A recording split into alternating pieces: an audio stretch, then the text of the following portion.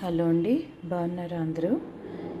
కరివేపాకు పొడి మనం అందరం చేసుకుంటాము, కానీ దాన్ని కొంచెం హెల్తీగా బెటర్గా చేసుకోవడానికి ఒక చిన్న ట్రయల్ అన్నమాట ఇది. వేడి బాండీలో ఆయిల్ వేసుకున్నాము. ఇప్పుడు ఇలానే పంకిన్ సీడ్స్ వేసుకున్నాను. కొంచెం ఫ్రై చేసుకుందాం దీన్ని ఎర్రగా అయ్యే వరకు. మనకి కొంచెం మంచిగా ఫ్రై అవుతున్నాయండి. కొంచెం ఫ్రై అయ్యాక తీసేద్దాం ఇవి. ఇప్పుడు ఇదే కడాయిలో కరివేపాకు వేసుకుంటున్నానండి. ఇది ఏంటో నేను రాత్రి పెట్టాను, తడి ఇంకా ఆరలా. కొంచెం ఫ్యాన్ కింద పెట్టాను కానీ తడి ఆరలేదు. సో ఇది సిమ్లో పెట్టి నిదానంగా ఫ్రై చేసుకుందాం. ఇప్పుడు ఈ కరివేపాకు కొంచెం తడిగా ఉంది, సో ఫ్రై అవ్వడానికి టైం పడుతుంది నాకు. సో సిమ్లో పెట్టి నేను చేసే తప్పులు కూడా మీకు చూపిస్తున్నాను. తడిగానే ఉందండి, డెఫినెట్గా తడిగా ఉంది. అలాగే నేను కొంచెం పంకిన్ ఫ్రై చేసిన కొంచెం నూనె మిగిలిన బాడీలోనే వేసేసాను. ఇలా సిమ్లో చేసి ఇలా వదిలేద్దాము. సో నెక్స్ట్ స్టెప్కి వెళ్ళిపోదాం. ఇప్పుడు ఇదైతే ఒక 5 to 8 minutes పట్టిందండి, నేను విడిగా ఫ్రై చేస్తున్నాను కాబట్టి. అండ్ తడిది వేసేసాను, చూసుకోలే అడుగుని తడిగా ఉందని. టక్కని వేసేయడం వల్ల గబుక్కుని వేసేసాను, దానివల్ల ఇది కొంచెం టైం పట్టింది ఫ్రై అవ్వడం. బట్ స్టిల్ నేను విడిగా వేసాను కాబట్టి లక్కీ, లేకపోతే పోపు అంతా మాడిపోయేది.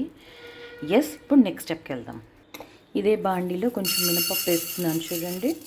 ఒక 2 చెంచాలు, 2.5 చెంచాలు పెద్ద చెంచాతో. కొంచెం జీలకర్ర,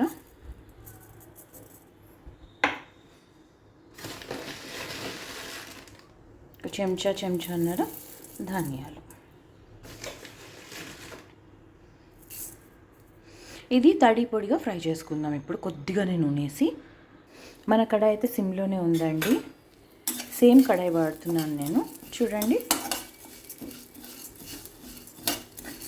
ఒక చిన్న చెంచాతో చెంచా నూనె వేసుకోండి అంతే. ఇది ఇలా కొంచెం సిమ్లో ఇలా ఫ్రై అవ్వనివ్వండి, నిదానంగా టైం పడుతుంది. ఈ లోపల మనం ఎండుమిరపకాయలు తెచ్చుకుందాం. చూడండి, నేను ఒక 4 ఎండుమిరపకాయలు దీంట్లో వేసేసాను. ఇప్పుడు ఇది కూడా ఫ్రై చేసేద్దాం దీంట్లో.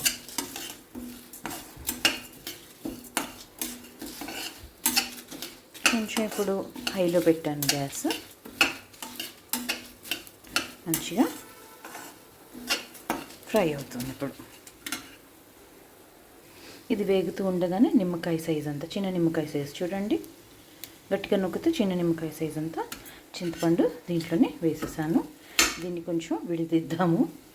ఇదిగోండి, ఇట్లా విడితీసి, అంటే మీకు సైజ్ తెలియాలి కదా అని కొంచెం ఉండ చుట్టి చూపించాను. ఇలాగ ఫ్రై చేసుకోవడమే. చక్కగా ఫ్రై అయిపోయిందండి. చింతపండు వల్ల కొంచెం నల్లగా కనిపిస్తుంది, లేకపోతే ఆల్ ఫ్రైడ్. ఇదిగోండి, ఇది తయారైంది. ఇది చల్లారాక మనము చక్కగా మిక్సీ పట్టేసుకుందాం.